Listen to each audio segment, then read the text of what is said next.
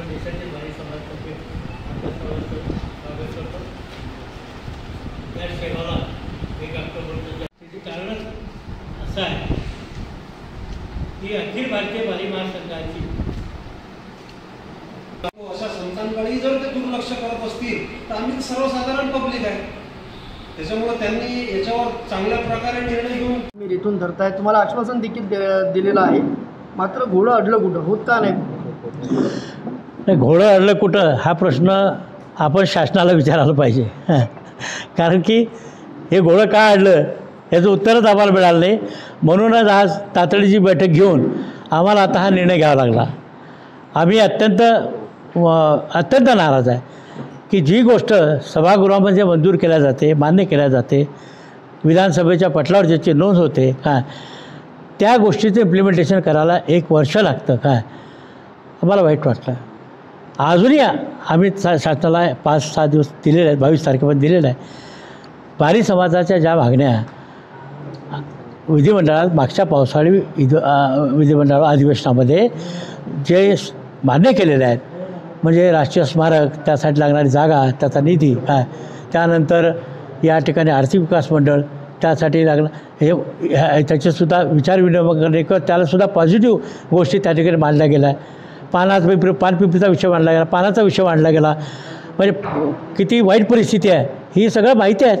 आम्ही याची कल्पना उपमुख्यमंत्र्यांना दिलेली आहे, मुख्यमंत्री साहेबांना दिलेली आहे। आमच्याबद्दल अत्यंत त्यांना सहानुभूती आहे, परंतु घोडं कुठं पेंड खाते हा काही प्रश्न मला सुटला नाही। त्यामुळे आम्ही आता शेवटचे आज ही बैठक जी घेतली ही शेवटची बैठक आहे। संपूर्ण देशामध्ये यावर आता बैठकी सुरू आहेत आणि आता जे होईल 22 तारखेला आम्ही 22 तारखेपर्यंत शासनाला मुदत देत आहोत। शासनाने 5 दिवसामध्ये आमचा विषय संपवावा आणि मग पुढचं अधिवेशनामध्ये सगळ्या आमच्या मागण्यांच्या स्वरूपात जे आर्थिक बर्डन आहे त्याकरता विधिमंडळाच्या अर्थसंकल्पीय अधिवेशनामध्ये त्याचा समावेश करावा।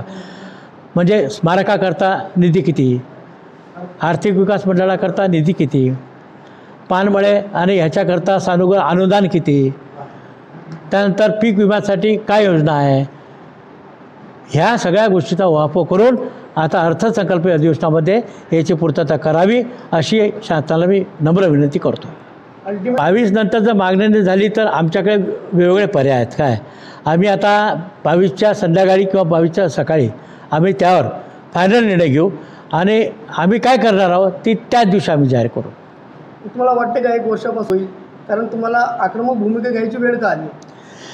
नाही, आम्हाला अजूनही आशा आहे। आम्ही आशा द्यावत आणि आमचा विश्वास आहे की बा ठीक आहे, नाही नसेल काल केलं आहे का आता तरी केलं असेल, कदाचित सरकारला काय शासन आहे, शासनाला बऱ्याचशा गोष्टी असू शकतात, त्यांचं आमच्यावर प्रेम आहे पण दुर्लक्ष आहे। फक्त आता तुमच्यामार्फत आमच्यावर पुन्हा त्यांचं लक्ष जाऊ द्या अशी मी शासनाला आपल्यामार्फत विनंती करतो।